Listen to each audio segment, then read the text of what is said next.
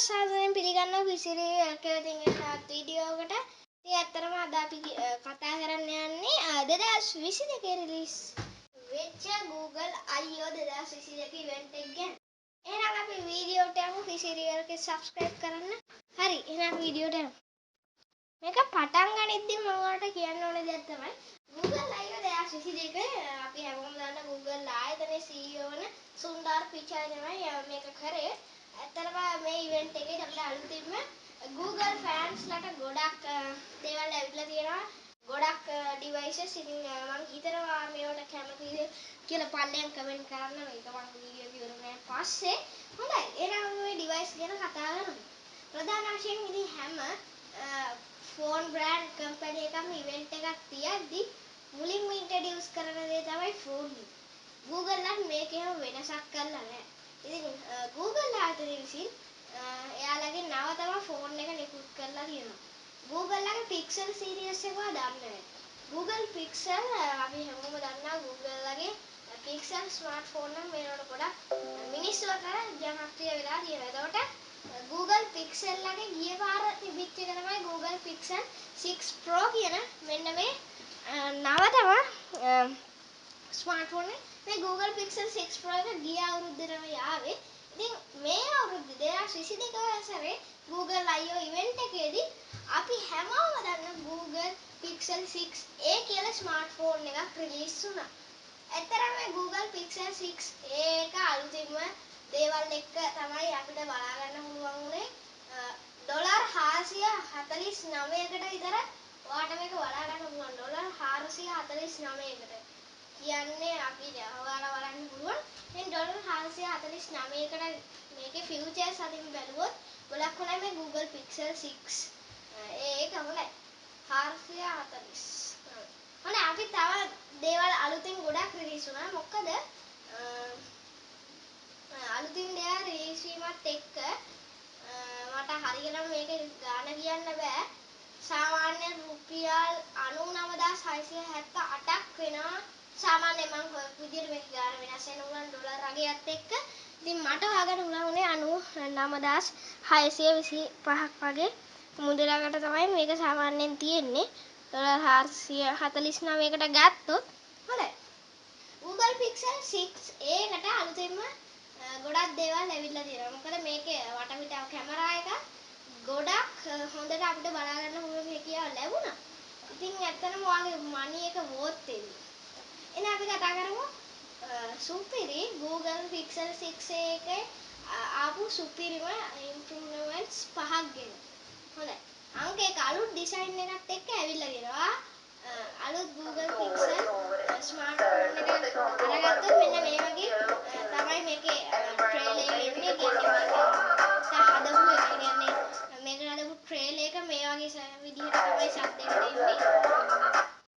මේකට අලුත් දෙයක් තියෙනවා. ඊළඟට under display fingerprint sensor එක, reliable dual camera setup එක, ඒ වගේම 80 watt fast charging support කරන මේ අලුතින්ම එන Google Pixel 6a එකට සහ Google Tensor chip කියන Google ලා විසින්ම හදපු Tensor chip එක මේකට තියෙනවා. small pocket friendly size එකක් තියෙනවා.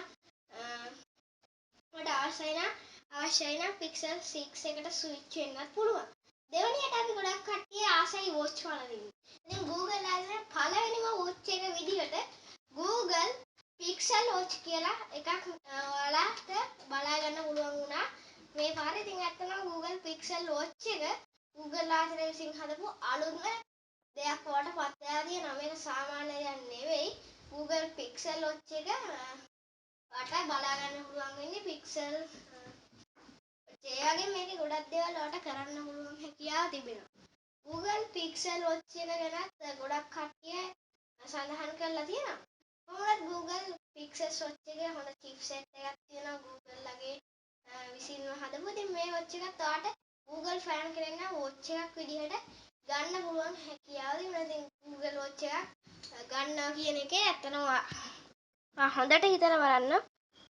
ඔයාලට අවශ්‍යම නම් විතරක් හොයාගන්න. ඉතින් හොඳයි. එහෙනම් අපි ඒක රිලීස් කරමු. තව එකක් ගැන කතා කරමු. Google Buds. ඇත්තටම අපි මේක කතා කරන්නේ මෙයාලා රිලීස් කරපු ඩිවයිස් ගැන විතරයි. ඉතින් Google Pixel Buds අලුතින්ම ආව Google ලගේ wireless earbuds කියලා ඩිවයිස් එකක්. මෙතන එකේ තියෙනවා.